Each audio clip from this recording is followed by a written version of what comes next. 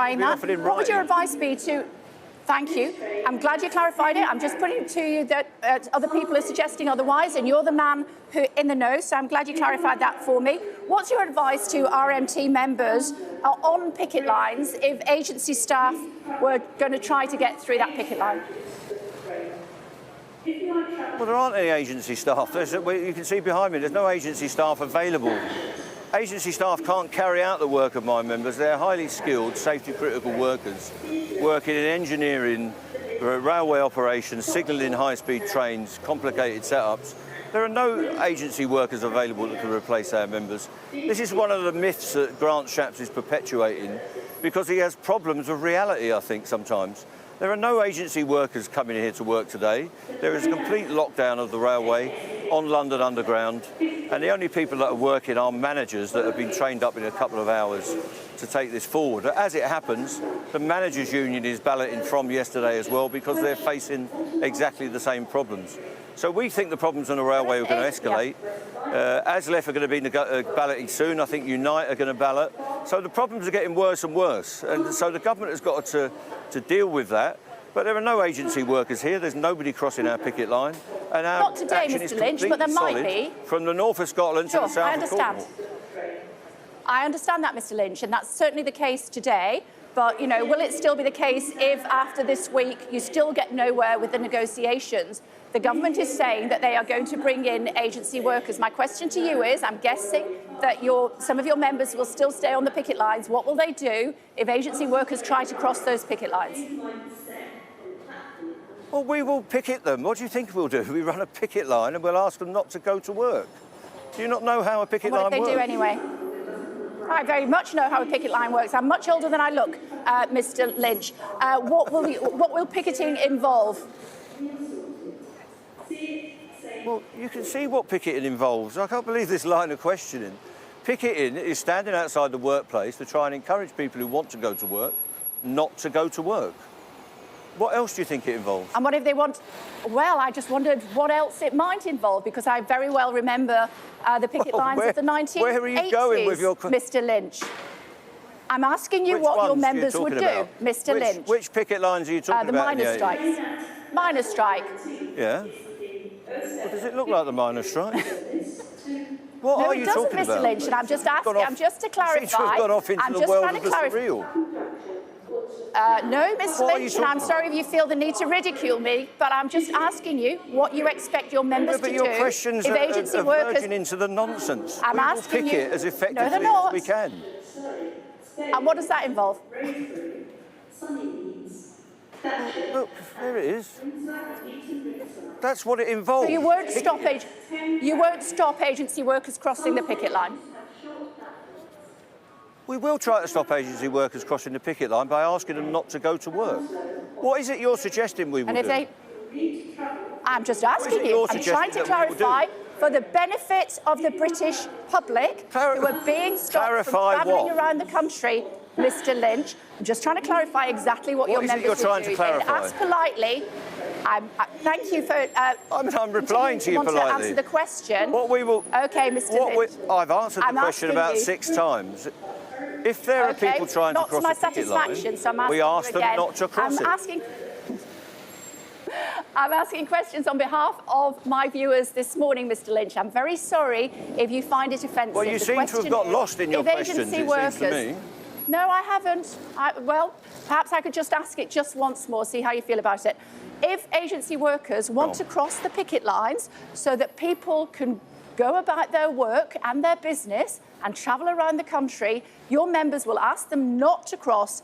If they continue to want to cross, then you will allow them to do so. Yes or no? We won't allow them to do so. It's up to them whether they do so or not. We will ask them, under the laws of this land, not to cross the picket line and not to be strike breakers. But if agency workers think they can go into a signalling centre or operate a train, they're going to have a bit of a problem, aren't they? So what do you think these agency workers are going to do when they report and have crossed the picket line? They're not trained to do I'm the not work. sure, because it's probably not illegal for them. my area of It's probably expertise. illegal for them to attempt to do it. Just one final question before I let you go, because I know you've got... Mick Lynch has previously said he would not negotiate with the Tory government. The head of the... You've said that. The head of the... Let me finish the point. Hang on, let me finish the point. The head of the rail delivery group this morning on the Today programme said that he didn't want the government in the negotiation.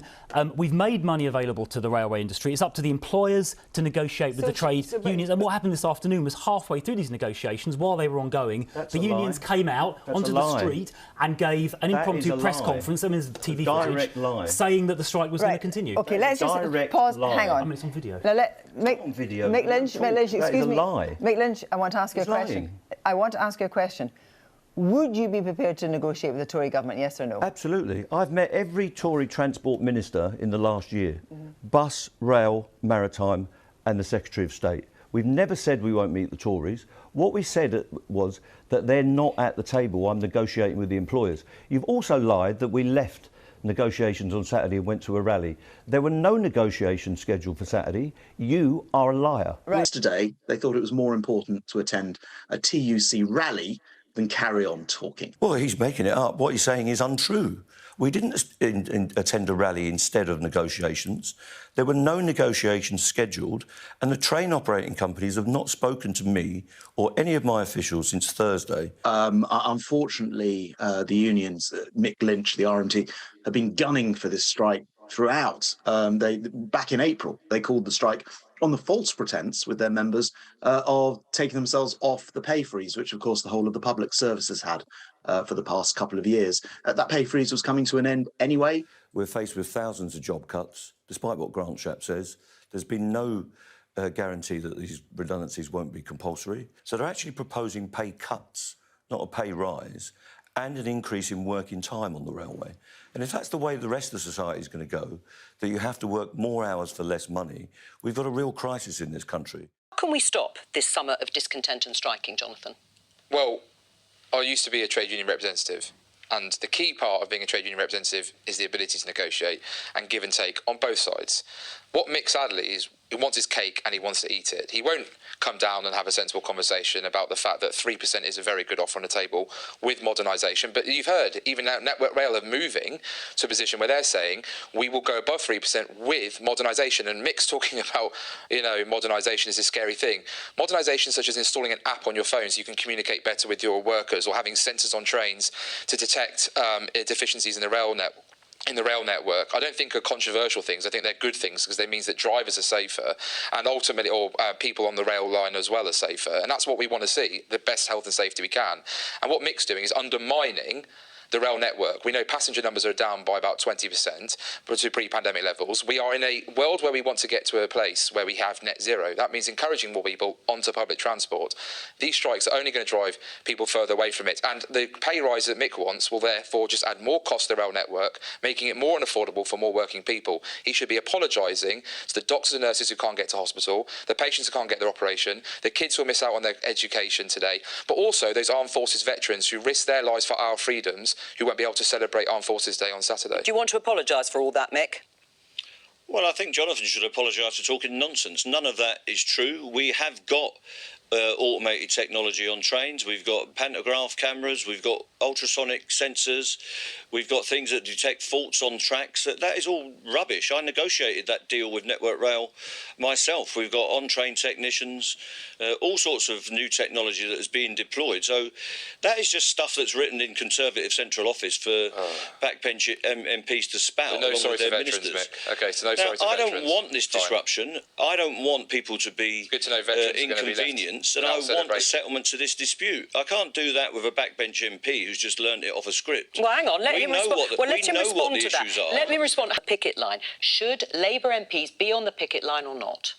It's up to an individual Labour MP what they do. I'm not going to tell Kate what she should or shouldn't be doing. Did Keir Starmer say to you and other frontbenchers not to join the picket line? Keir Starmer made it clear that for the shadow cabinet, and it was not helpful for us to be on the picket line, and he's absolutely right. We shouldn't be putting ourselves in positions that make this worse. We are getting up every day trying to make lives better for our constituents. All right, well, let's we put want that to be in government. Well, let's see if we Mick don't want Lynch to be a pressure agrees group. with you. What do you say to what you just heard from Jenny Chapman in terms of what the Labour Party's position is towards these strikes? Well, the Labour Party was founded by the trade unions. In fact, it was founded by my trade union, the original resolution. So that's ironic, because we're not affiliated. And one of the reasons we're not affiliated is because Labour politicians since Blair have not identified with working class people. And failing to do that is one of the problems they've got in working class communities. And they've left the door open to populists and others to come into the situation. The Labour Party is about supporting working people, or it should be, not triangulating from opinion makers such as the Daily Mail and the Telegraph and the Times. So they've got to sort out their identity, and they've got to come up with a set of policies that are going to relieve working class poverty, are going to give us a stable workplace with good conditions and good minimum standards. That's what the Labour Party should be about. I welcome anyone that wants to join us on our picket lines and show us messages of support. All right, well, if Keir Starmer can't do that, that's a problem for him, not for us. Jenny? Keir Starmer wants to be Prime Minister. And in order to get that job, he needs to show that he's the sort of person who wants to resolve these kinds of disputes. And actually, Mick, you don't know anything about my background or my community or where I come from. So, I can't even see you. I don't even know who you are. So there you go. Well, there you go. So, don't tell me who I am and whether or not I'm working class or what, any of those sorts of things. I didn't tell you you weren't working class. I don't even know your name. Well, shouldn't